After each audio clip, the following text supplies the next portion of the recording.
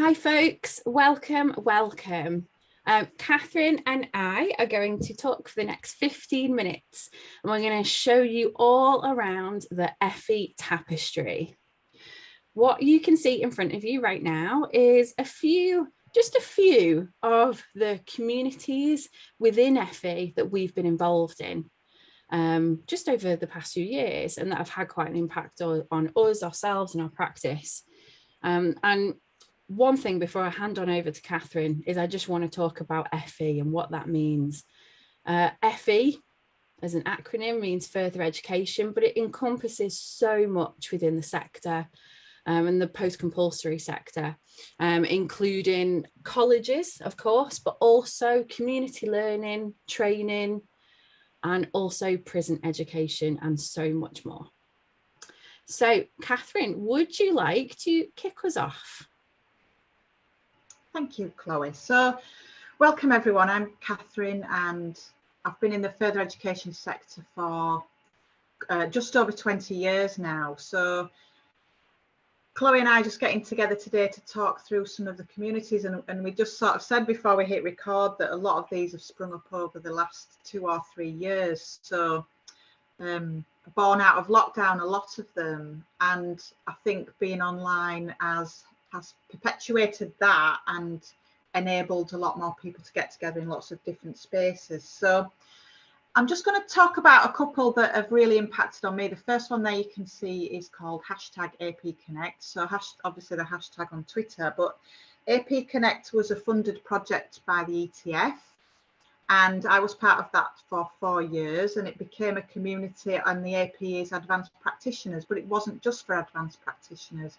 It was for people across the further education sector to come together and be a voice and to support each other, to support colleagues and to learn about advanced practice, to learn about what we all do in our own individual settings, all the many settings, some of which Chloe's already mentioned, but to share, to network, and to take things back to our organisation to improve the quality around teaching, learning and assessment. So that sadly came to an end when the Department of Education withdrew that funding. It was run through the Education and Training Foundation. Lots of acronyms, and I'm being very careful here to keep the acronyms explained. But the AP Connect led me and some colleagues to doing something within our organisation. So we've sort of picked up that baton and continued that, and continuing the advanced practitioner network, nationally. Another one that I am currently involved in is the LSRN. You'll see there, that's the Learning Skills Research Network. And again, that's a national body. And I've just become a convener for that body.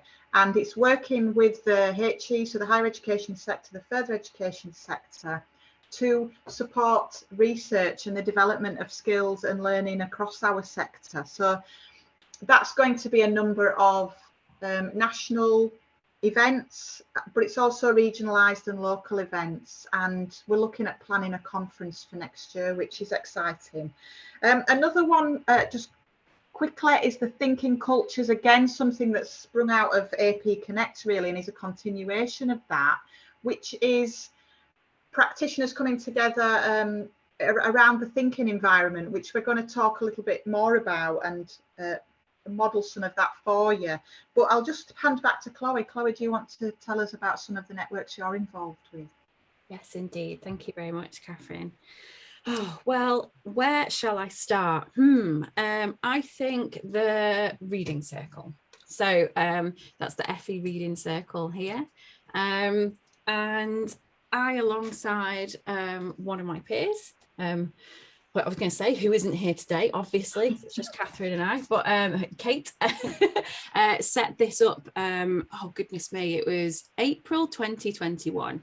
And we set it up because we just weren't reading enough. That was basically it. That was the gist. We've read enough Zog for our lifetimes, and we just wanted to read something a little bit more and engage. And Kathryn, you're part of the reading circle as well now, and it's been going strong since April last year. And it's just been a really great opportunity to I find it gives a bit of accountability. We read different books together over a period of 3 sessions, which is and each session, each meeting is like 2 weeks apart.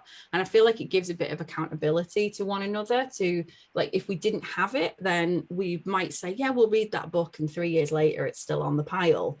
But when we've got like friends and we've got peers that we know we're going to meet in 2 weeks' time, we want to make sure we've at least read the introduction, or listen to the TED talk. You know, sometimes that happens because life happens, and that's cool too.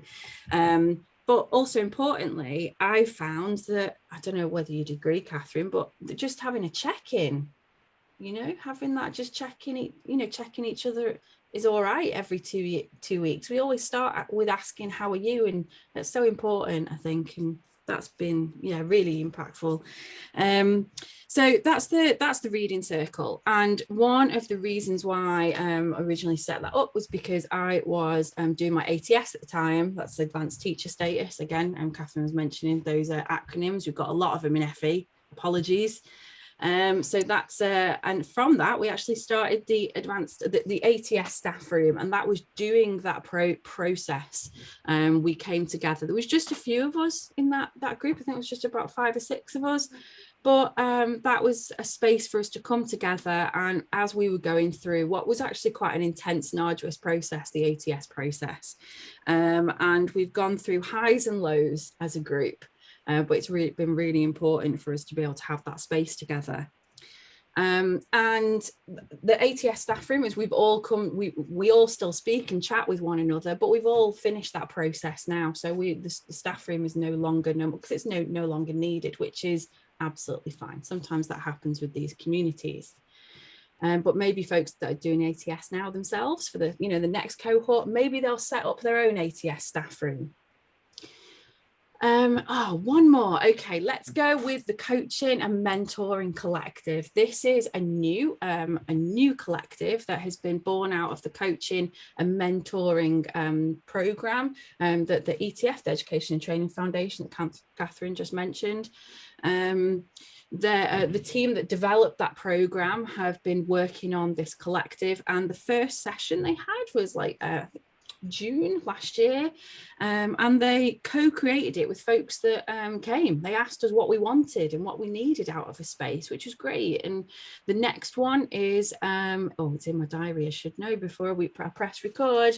I think it's over in the next few weeks, but they are on Eventbrite. So but that is for folks who are coaches and who are mentors, just coming together to talk about any worries, any concern, any ideas, thoughts, just having space for them to come together as coaches and mentors themselves, which I think is really important when you're giving time to other folks, when you're coaching and mentoring. It's just a little space for them themselves. So that's a new space that I'm really excited to be a part of as it blossoms. I think that's it. We've done 3 each there, Kathryn, but you mentioned before about the thinking environment, and a lot of the different communities and spaces that are on this Jamboard in front of us actually use the thinking environment to lead their spaces, don't they? Absolutely. So the thinking environment, if you're not familiar with that, is a way of being, and it was founded by Nancy Klein. So if you want to read more into that and look up more about the foundations of that, she's written a lot of books, starting with Time to Think, and there's also a website, Time to Think, that you might want to check out. But as you've said, Chloë, already online spaces have fueled the need for structure, really, because you go into an online space and nobody's talking, and you don't want to talk over each other, and it's much more difficult to read those cues, those communication cues, when you're not face to face. So the thinking environment brings about structure where thinkers are equal in a space and difference is welcome, and each person in that space can do their best thinking uninterrupted. There aren't many rules, but one of the rules is that you're not interrupted. Your thinking will not be interrupted. And that's wonderful, because you can do your best thinking, and listeners are giving you their generative attention to support your thinking. but you know you won't lose your train of thought. Nobody's trying to grab the airspace. We've all been in spaces where people grab the airspace and hang on to it, and then we can't get a word in. But the thinking environment is a beautiful space where everybody's valued and everybody's voice is heard. So, and there's many applications of the thinking environment. Again, you can review those through the work of Nancy Klein, and there's lots of things online. But Chloe and I are just going to demonstrate one of the applications now, which is a thinking environment dialogue, which allows us to have a conversation, but still allows us to do our best thinking. So we're just going to do that for you now. And I think we've got about 5 minutes, Chloe, to go through that. So I'll start us off. Chloe, what do you think, feel, or want to say about the FE Tapestry? Oh, goodness. What I want to say is that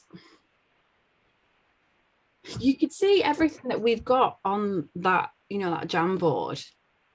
And there's so many. And there's so many that have made impressions upon us over recent years. And I know that there's so many more. So if there's folks in FE watching this now, they're probably thinking, oh, what about this? And there's this, and I've been involved in this. And there's so many, and we probably don't know whether we could fit them all on there. In fact, there's so many. But they're so personal. And I found that there's so much being created and developed from the ground up by the need of practitioners. And I think it's interesting that, and I suppose it's interesting, obviously, that we're doing this for the Alt conference as well. I'm thinking about digital in mind. In the past few years, so many more I've been involved. And I know many others have been involved in so many more since we've been doing a lot more online. And I'd love to see that carry on. I'd love to see folks still carrying on doing stuff online and not just going back to, well, we'll have to, organise hours of being on the train to go somewhere for an hour. It's lovely to be in a physical space with folks, of course. It's lovely to have cake and share cake with a friend. But, just being able to sit comfortably in your own environment and just chat with one another and share with one another somewhere where you're comfortable. I mean, that's another thing. If folks are, on their own, on computers in organizations, or trying to find Wi-Fi in a community center or a library out, outside, or wherever their data is actually working. But being able to be in spaces comfortably in your own environment, or an office space that you've set up and that you're comfortable in, I think there's something in that isn't necessarily we're necessarily able to garner and nurture when you've traveled for 2 hours on a train and a bus and maybe a taxi as well on top of that, especially if you don't drive. So that's what I'm thinking right now. What about you, Kathryn? What do you think, feel, and want to say about the FE Tapestry? I think I agree with all that. And I think what's been nice this year is that for some of those communities we have met in person, and that's been amazing. But continuing online as we are now, I mean, geographically we're quite far apart. A lot of the communities that we're in span the breadth of the nation and beyond, and it's been amazing to connect with people that you would never have connected with if it wasn't for technology and the new way that we're doing things, the creative ways that we've been doing things. But the fact that we've made friends as well, we've made friendships. We've now, I mean, we had networks before, but we've now got huge networks where if we've got an issue or a dilemma or something comes up, I know just the person I can contact for that, and I can do that straight away. And I'll probably have an answer by the end of the day, or at least a conversation like we've done today. We've jumped on a Zoom. I mean, the opportunities are endless, really, for what we can achieve. But I think just people coming together for a shared purpose, and lots of different people in different spaces. Yes, we see the same familiar joyous faces in spaces, but also I've been in a new space this morning and met people that I've never met before, and got their perspective and got their insights. And it's just such a powerful way of building those networks, building those connections, feeling that sense of belonging, without leaving your dining table. I mean, I still sometimes just can't quite believe the impact that it has had, but particular communities have impacted on me as a practitioner, have impacted on me as a person, as a mother. You know, all these different identities that we have each community gives me something different for all those things. What do you think, Chloë? Thanks, Kathryn. Oh gosh, yeah, you're hitting the nail on the head. That, and I mentioned it before about the reading circle. I know we've got it tonight, and I'm so excited to just be with people that, you know, consider you all my friends, you know, and I just think, I don't know whether we would have had the reading circle, you know, a few years ago. And I'm so glad that we've got this now, and that I just want to check in with everyone. And sometimes I actually have a really rubbish week, and I'm like, you know what, I can't wait till the reading circle. And it's not just to offload, it's just to be around people. Even if I don't say anything in that first round, it's just to be around those friendly faces. You know, and I value that so much. I'm starting to get mushy. I value you all. So I'm going to pass on over back to you, Kathryn. What do you think you want to say? I think that I feel this is the start. There's so many, as we showed earlier, so many communities, but you know, half of those have been developed in the last 6 months. I feel there's more and more to come, more things to, you know, and we said earlier, didn't we, they are just the ones that we're involved with, but there's so many, but we just have fear of missing out if we're not a part of that. But I think this is the start, and I think practitioner-led communities and spaces are the future for FE. I think I need to wrap up, don't I? I think I need to thank you for joining us. We hope you're taking away a brief overview of the many practitioner-led communities in the further education sector, some of which we've just highlighted we are part of. But there's so much more to explore. So if we think your starting point is the link there, you can see to sign up to the FE Tapestry. And this is the PD North newsletter, the link's there for you, and that encompasses much of the activity in this sector. So we look forward to carrying on the conversation. Thank you, Chloë. Thank you all.